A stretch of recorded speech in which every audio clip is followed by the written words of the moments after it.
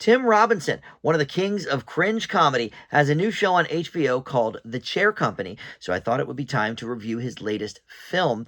This was out in theaters briefly in the spring, but now you can check it out on HBO Max. Let's talk friendship.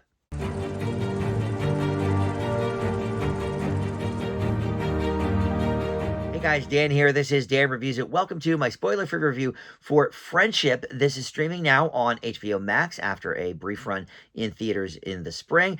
And yes, Tim Robinson. Look, there's a couple guys right now doing this cringe style of comedy. Nathan Fielder is certainly one as well. I think his style is a little different from Robinson's, but you may know Robinson from the Netflix series I Think You Should Leave. He did a show called Detroiters that was pretty popular, and he was even an SNL cast member about 10 years ago. I think he only lasted a season. Perhaps his style didn't really mesh with the kind of comedy they go for on SNL.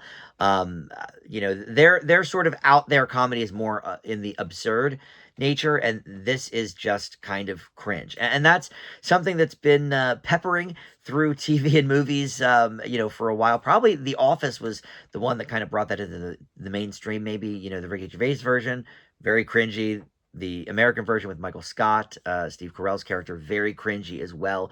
And Tim Robinson has taken that ball and really, really went with it. Now, he did not write or direct this. It was Andrew DeYoung, a collaborator of Tim Robinson's, that did the writing and the directing here. But he stars in it, and it really has his vibe, his style, certainly, throughout this movie. So we'll talk about this here in just a sec. First, though, let me welcome you back to Dan Reviews It. If you are a subscriber already, thank you so much for that. I love it when you guys return to check out my content. But if you're not, please consider subscribing. Click that notification bell, too, so you get the alerts for all my new drops. And, of course, liking this video, commenting, and sharing it on your socials. That helps the channel out tremendously. This is a movie that is quite love it or hate it. I think there's a lot of people that saw the posters for this movie saying like, oh, the funniest comedy of the year, all of this, and expected some sort of gut-busting, knee-slapping comedy. And that is not what this is. That's not really what Tim Robinson does.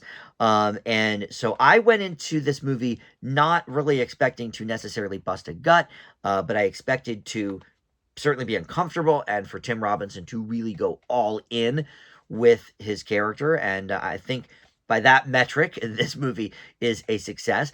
So Robinson plays Craig Waterman, who is a marketing executive. He is going through some family issues. Him and his wife are not doing that well.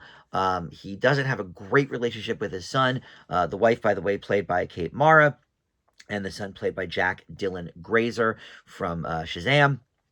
And he has this new neighbor played by Paul Rudd, who is a local meteorologist on the television station. Austin Carmichael is his name. And they meet because a package gets delivered to the wrong address.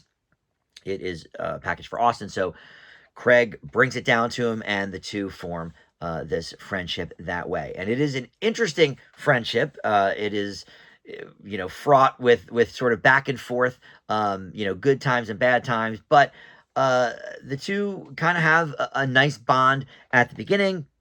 And then as the movie goes on, Craig sort of dismantles that piece by piece. And we have to watch in horror on screen as he's doing things. We're just like, oh, dude, what are you doing kind of thing. And Robinson goes all in, like I said. He always does with his characters. And this is no exception. So let's talk about the good points here. And I think I've mentioned that, yes, Robinson really takes his character and runs with it. And I do like that the people surrounding the craziness are grounded. It's not like everyone is in on this person and who he is and what he's doing. And you can see why things are getting kind of fraught with his wife and their marriage, and why that is tense. We get a full picture of that, and more so as the movie goes on.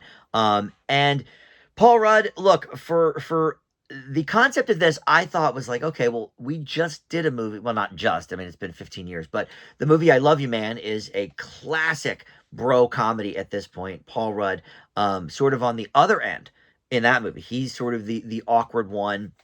And he is realizing as an adult man he really doesn't have any friends, so he ends up seeking out the Jason Segel character. Great movie. I Love You Man is an A for me. It's classic.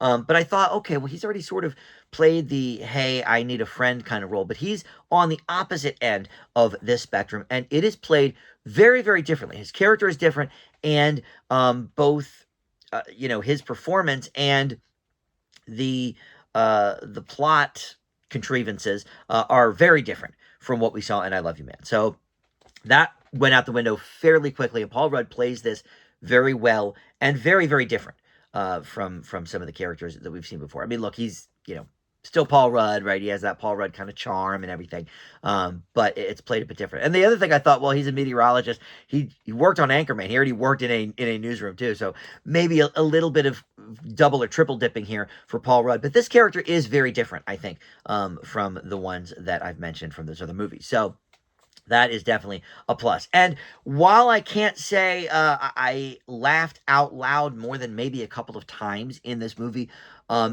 it is funny in the sense of everyday people, and oh gosh, the cringe comedy.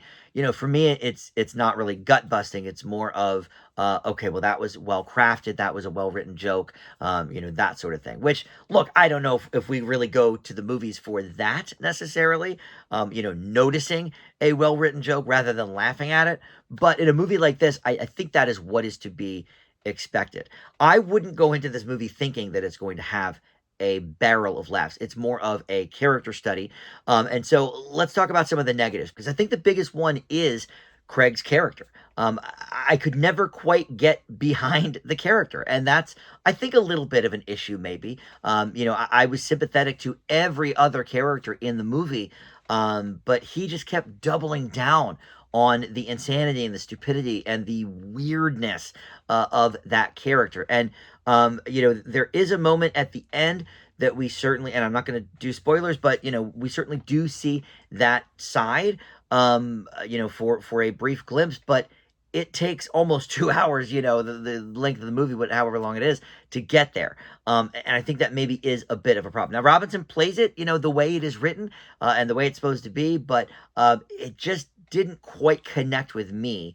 And maybe that's the point. It probably is, honestly, knowing Robinson and his work. I don't think we're always supposed to get behind his characters. I don't know, but that's definitely one of the drawbacks. And I think the other one, just being, kind of what I talked about, that the humor is not really laugh out loud or even chuckle. It's more of observational humor, that you're like, okay, that was a well-crafted joke, okay, that's a good line, whatever, but it didn't elicit laughs from me. So I don't know, but look, I think this movie sets out to do something, and it succeeds in that goal. And it's not going to be for everybody. I think they know that. I think Robinson and the writer director, I think, know that this movie is not going to be for everybody. It's not a really mainstream film. And look, it's brought to us by A24, the studio that is kind of known for skirting mainstream films and going to more bizarre takes on things. And I think this is another example of that. So look, I think in that vein, this movie does succeed. I leave Friendship with a B, and you can check this out now on HBO Max. And like I said, Robinson has a new show as well. I haven't seen that yet. I think as of this recording, it just premiered last night. But it's called The Chair Company. That is on HBO Sunday nights, and you can see that afterwards on HBO Max as well. So I'll probably be tackling that pretty soon too. All right, thank you for watching Dan Reviews It. I'll see you next time.